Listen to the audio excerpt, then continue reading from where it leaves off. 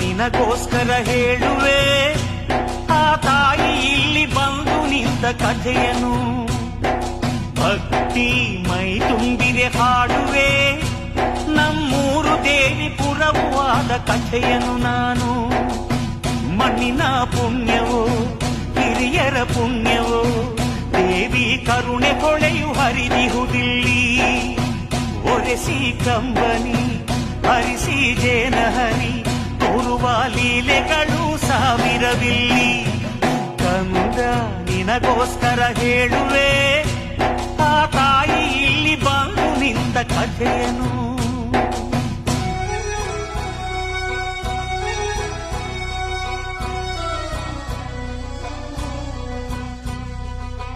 ಹಿಂದೆ ಒಂದು ಕಾಲದಲ್ಲಿ ಪೂರ್ವಜರು ತಪ ಮಾಡಿ ನೀಡಿದಳು ದರ್ಶನ.